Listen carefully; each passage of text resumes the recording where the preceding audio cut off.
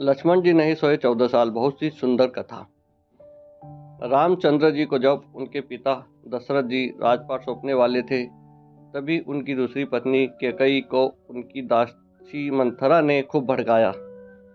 मंथरा ने कहा कि राजा तो आपके बेटे भरत को बनना चाहिए।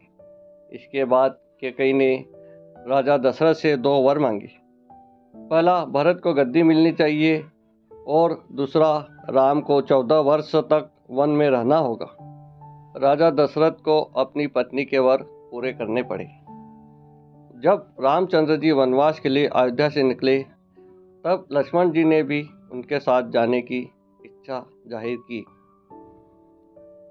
लक्ष्मण जी के वन जाने की बात सुनकर उनकी पत्नी उर्मिला भी साथ जाने की जिद करने लगती है। तब लक्ष्मण जी अपनी पत्नी उर्मिला को समझाते हैं कि वह अपने बड़े भाई और माँ समान भाभी सीता की सेवा करने के लिए जा रहे हैं।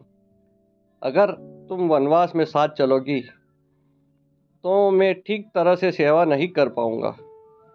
लक्ष्मण जी के सेवा भाव को देखकर उर्मिला जी साथ जाने की जिद छोड़ देती है और महल में ही रुक जाती है। वन में पहुंचकर लक्ष्मण जी भगवान राम और सीता जी के लिए एक कुटिया बनाते हैं। जब राम और सीता कुटिया में विश्राम करते थे, तब लक्ष्मण जी बाहर पहरेदारी करते थे। वनवास के पहले दिन जब लक्ष्मण पहरेदारी कर रहे थे, तब उनके सामने निद्रा देवी प्रकट हुई।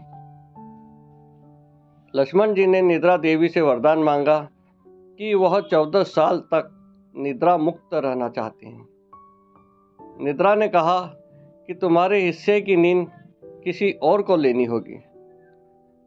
लक्ष्मण जी कहते हैं कि उनके हिस्से की नींद उनकी पत्नी को दे दे। इस कारण लक्ष्मण जी 14 साल तक नहीं सोए और उनकी पत्नी उर्मिला लगातार 14 वर्ष तक सोती रही।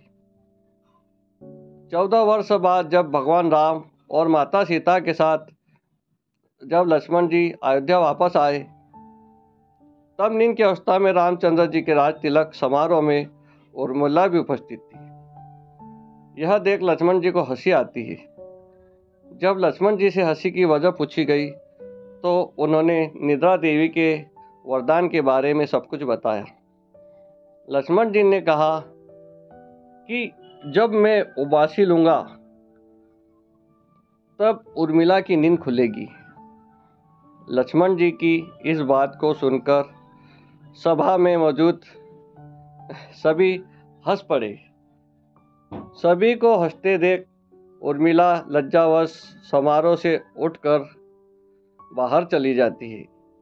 आपको यह कथा अच्छी लगी हो तो चैनल को लाइक, शेयर और सब्सक्राइब जरूर करें। धन्यवाद।